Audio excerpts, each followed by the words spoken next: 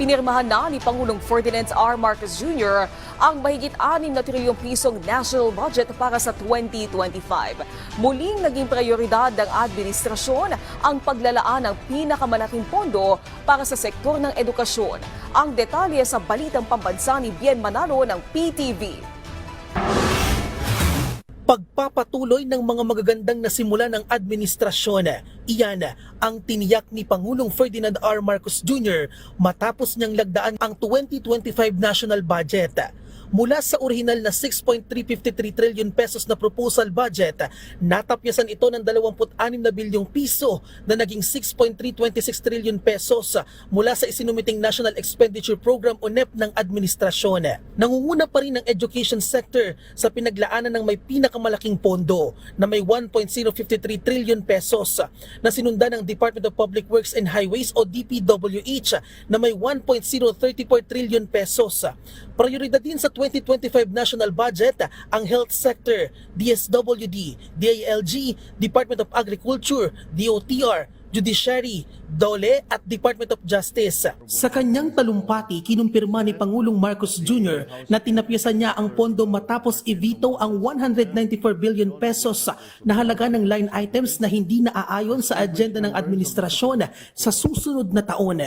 Kasama sa mga i-veto ang ilang line items ng DPWH at mga unprogrammed funds na umabot sa 300%.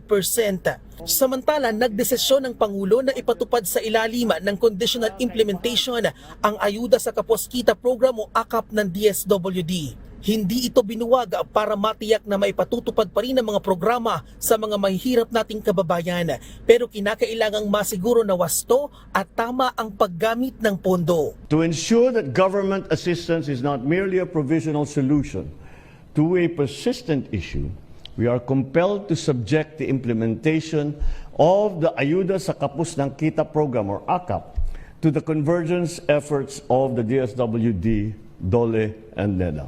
This way, we ensure that its implementation will be strategic, leading to the long-term improvement of the lives of qualified beneficiaries while guarding against misuse and duplication and fragmented benefits. Matatanda ang naantala ng 10 araw mula sa original schedule nito ang paglagda ng Pangulo sa 2025 national budget. Kinailangan kasing i-review at pag-aralang mabuti ng Pangulo ang proposed bill bago maisabatas. Mismong si Pangulong Marcos Jr. ang nanguna sa assessment ng proposed 2025 national budget kasamang ilang heads ng concerned agencies. Sa sambayan ng Pilipino, nakikinig po kami sa inyo. Salamat po sa inyong pagkilatis sa ating national budget at sa pagpuna sa kaibahan ng isinumite ng Kongreso sa President's proposed budget. Nakakaasa naman po kayo sa budget na ito.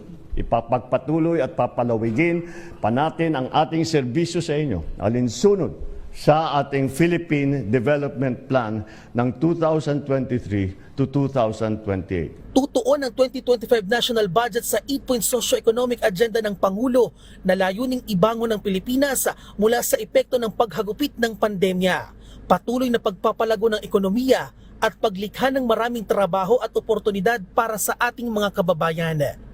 Mula sa PTV4 Manila, Bien Manalo, Balitang Pambansa.